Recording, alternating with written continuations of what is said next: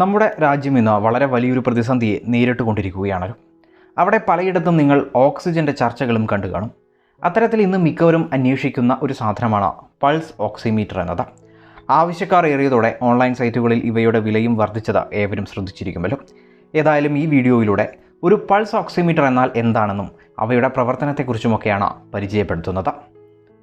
ആദ്യമേ തന്നെ pulse oximeter എന്നത് ഒരു ലളിതമായ ഉപകരണമാണ്. വളരെ എളുപ്പത്തിലും വേഗതയിലും ഒരു മനുഷ്യനിലെ ഓക്സിജൻ്റെ അളവ് കണ്ടെത്തുക എന്നതാണ് ഒരു പൾസ് ഓക്സിമീറ്ററിൻ്റെ കർത്തവ്യം. ഈ മഹാമാരി കാലത്ത് പലരും ഓക്സിജൻ്റെ അളവ് കുറഞ്ഞ് അപകടാവസ്ഥയിലാവുന്നതും മരണപ്പെടുന്നതും നിങ്ങൾ ശ്രദ്ധിച്ചു കാണുമല്ലോ. അപകടത്തെ ഒരു പരിധിവരെ മുൻകൂട്ടി കാണാനോ അത്തരത്തിലുള്ള ഒരു സമയനഷ്ടം കുറയ്ക്കുന്നതിനൊക്കെ ഒരു പൾസ് ഓക്സിമീറ്റർ ഏതായാലും സഹായകമാകും. അത്തരത്തിൽ നമ്മുടെ രക്തത്തിലെ ഓക്സിജൻ്റെ അളവ് മറ്റു വലിയ സാങ്കേതിക വിദ്യകളോ സമയനഷ്ടമോ ഇല്ലാതെ തന്നെ ഒരു പൾസ് ഓക്സിമീറ്റർ വെച്ച് മോണിറ്റർ ചെയ്യാം എന്നതാണ് ഇതിൻ്റെ ഏറ്റവും വലിയ ഗുണമായി കാണുന്നത്. അത്തരത്തിൽ ഓക്സിമീറ്റർ എന്നത് രക്തത്തിൽ ഹീമോഗ്ലോബിൻ എത്രത്തോളം ഓക്സിജനെ ഉൾക്കൊള്ളുന്നു എന്ന് കണ്ടെത്തുന്നു. ഇതിനെ SpO2 അഥവാ ഓക്സിജൻ സാച്ചുറേഷൻ എന്നുകൂടി പറയുന്നു. കൂടുതൽ എളുപ്പത്തിൽ പറഞ്ഞാൽ രക്തത്തിൽ ഓക്സിജനെ ഉൾക്കൊള്ളുന്നത് ഹീമോഗ്ലോബിൻ മോളിക്യൂൾസ് ആണല്ലോ. അത്തരത്തിൽ മുഴുവൻ ഹീമോഗ്ലോബിൻ മോളിക്യൂൾസും ഓക്സിജൻ അടങ്ങിയതാണെങ്കിൽ അത് 100% ഓക്സിജൻ സാച്ചുറേറ്റഡ് ആണെന്നാണ് അർത്ഥം. ഇനി ഓക്സിജൻ അടങ്ങിയ ഹീമോഗ്ലോബിനെ ഓക്സിജനേറ്റഡ് ഹീമോഗ്ലോബിൻ എന്നും അല്ലാത്തത് ഡിയോക്സിജനേറ്റഡ് ഹീമോഗ്ലോബിൻ എന്നും പറയുന്നു. ഇനി ഒരുപക്ഷെ പലരും കണ്ടിട്ടുള്ള ഉപയോഗിച്ചിട്ടുള്ള വളരെ ലളിതമായ പൾസ് ഓക്സിമീറ്ററിൻ്റെ പ്രവർത്തനത്തെ കൂടെ പരിചയപ്പെടുത്താം. പൾസ് ഓക്സിമീറ്റർ പ്രവർത്തിക്കുന്നത് ലൈറ്റ് ഉപയോഗിച്ചുകൊണ്ടാണ്.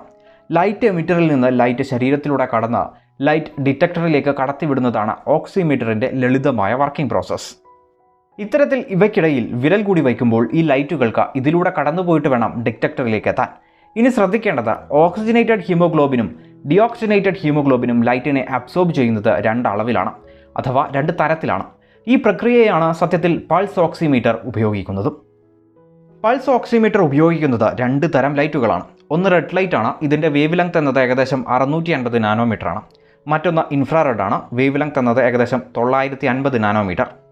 അതായത് ഓക്സിജനേറ്റഡ് ഹീമോഗ്ലോബിനും ഡിയോക്സിജനേറ്റഡ് ഹീമോഗ്ലോബിനും റെഡ്, ഇൻഫ്രാറെഡ് ലൈറ്റുകളെ 2 രീതിയിൽ അബ്സോർബ് ചെയ്യും. ഈ വ്യത്യാസത്തെ മനസ്സിലാക്കിക്കൊണ്ട് ഓക്സിമീറ്റർ ഓക്സിജൻ സാച്ചുറേഷൻ കണ്ടെത്തുകയും ചെയ്യും. ഇനി പൾസ് ഓക്സിമീറ്റർ അനുസരിച്ച് ആരോഗ്യവാനായ ഒരാൾക്ക് SpO2 അഥവാ ഓക്സിജൻ സാച്ചുറേഷൻ ഉണ്ടാവേണ്ടത് 95-നും 100%-നും ഇടയിലാണ്. അങ്ങനെയെങ്കിൽ അത് നോർമലാണ്.